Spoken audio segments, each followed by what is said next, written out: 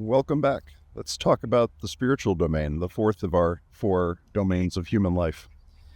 If my dogs will cooperate here they are. Maddie and Teddy, waiting patiently on the ground here in this nice field. Okay, spiritual domain. Spiritual domain, as I said, it's sort of the opposite of the material domain. The material domain is all about things and objects and money and the material. The spiritual is the complete negation of that. It's pure concept. It's pure idea. It's the Platonic ideal, right? The higher principles and ethics that make us who we are. They're things you can't point at. They're things you can't see. They're immaterial. They are spiritual and not in a religious sense, although religion certainly falls into this bucket.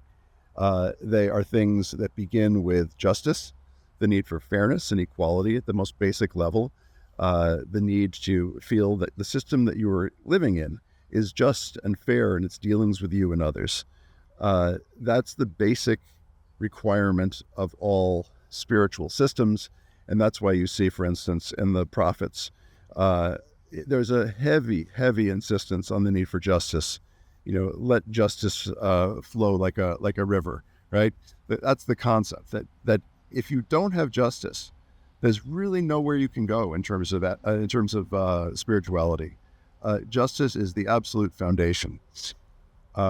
If you do have justice, if you do have basic fairness and equality, or at least a system that attempts those things, then you can begin to start thinking about ethics, which is the experiential level of the spiritual domain. Ethics is, Adam Smith put it this way, if justice is the sort of rules of grammar, ethics is the rules of style, right? Ethics is taking the concept of justice and applying them to all the gray areas of life. And for any of us who work in a kind of a commercial world, that has to do with restraining self-interest, right? Being honest about what your product can do and can't do. Not overselling things, not trying to convince people to do things that are not in their best interest. That's where ethics comes in. And of course, that's a lively area for debate in our world today. Once you've nailed justice and ethics, that's the first opportunity you have to begin to think about a higher purpose.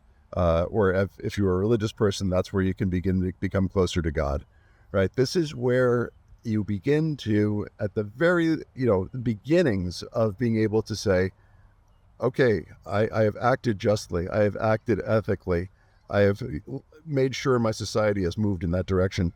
Now, why? The big why is purpose. It's transcendence. It's transcendent purpose. It's losing yourself in something much bigger than yourself. And the images that we have to convey transcendence all have to do with something around that, about basically, you're small and the stars and the galaxy are huge, that space is infinite, that we are, sort of instances of being within a much larger whole. And every theologian ever, from Thomas Aquinas to Martin Luther King, basically argued that there is no transcendence, there is no higher purpose without justice and ethics.